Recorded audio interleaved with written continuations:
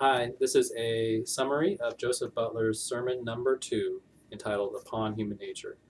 And it starts with a Bible verse. This Bible verse is Romans chapter 2, verse 14, which says, "For when the Gentiles, which have not the law, do by nature the things contained in the law, these having not the law are a law unto themselves."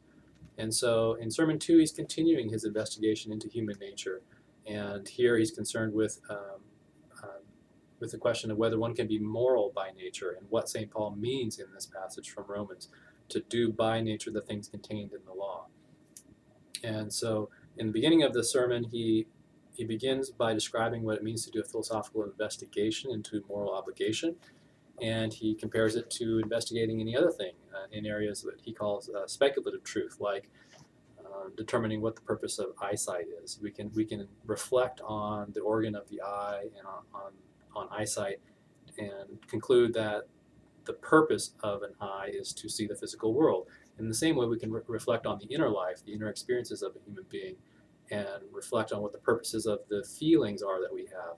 For example, he uses the feeling of shame, and he says that we can conclude that this feeling must have been placed there so that we would avoid shameful actions.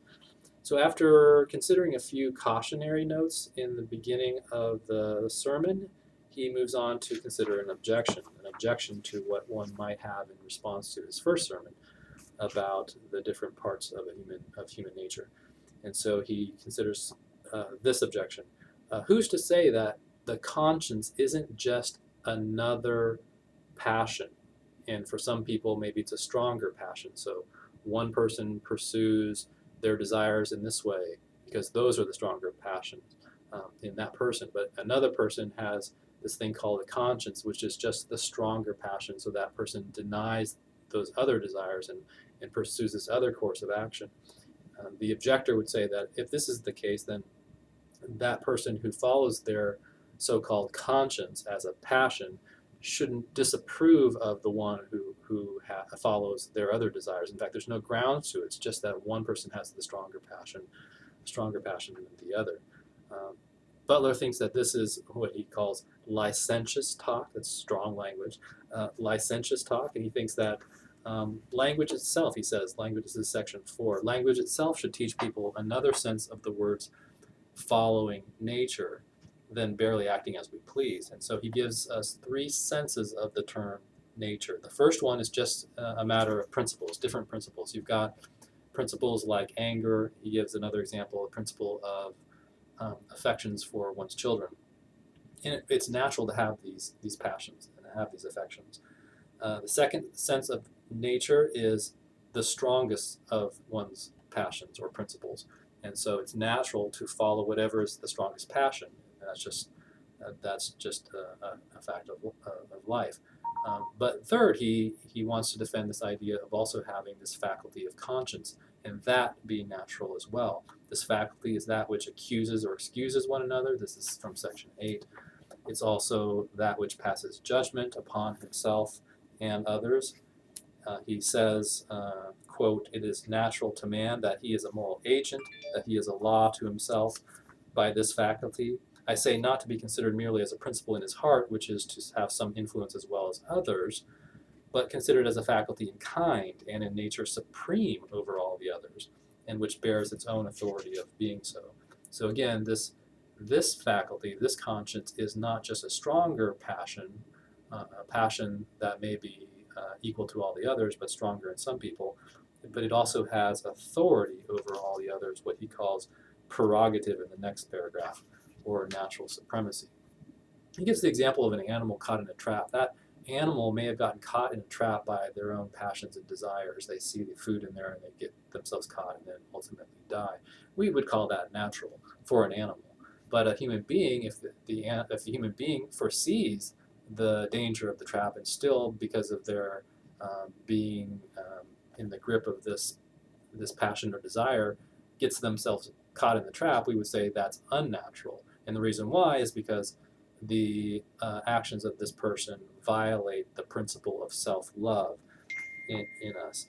And so down at the bottom of section 11, he says, it is manifest that self-love is in human nature a superior principle to passion.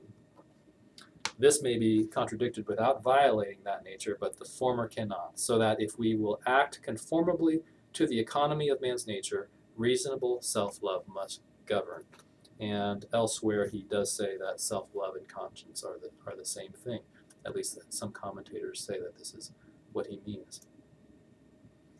So moving on, there he draws a distinction between what is a passion, a desire, and what is a principle like conscience. He thinks that the stronger passion is parallel or analogous to a power in a society or a civil authority or civil government. And so we've got different powers in civil society. You've also got authority, which is the analogy of civil government. So the conscience is like the civil government, the lawmakers or the enforcers. On the last page, this is section 16 and 17 of the sermon, he gives a reductio ad absurdum, which is a strategy where you assume your opponent's point of view and then show that it leads to a contradiction, which leads you to the conclusion that your opponent's point of view should be rejected. And the beginning of the reductio starts on section 16. And he says, let us now turn this whole matter another way and suppose there was no such thing at all as this natural supremacy of conscience, that there was no distinction to be made between one inward principle and another, but only that of strength, and see what would be the consequence. And he describes in section 17 that you could have competing passions, like on the one hand, someone who wants to murder their parents, and on the other one who has dutiful respect for one parent. And if there is no difference, he says, between the passions, if they're just equal passions, and there's no way to decide which one's better or worse, but he says, quote, if there be no difference between these inward principles, nothing can be reduced to a greater absurdity. So he's appealing to your intuitions that there's obviously a difference between wanting to respect one's parents and wanting to kill them. And so if that's the case, then one has to reject that following that conscience is simply just another passion, a stronger passion. It has to be something else, and he thinks that's something different in kind. Okay, so I hope that's helpful in understanding sermon number 2.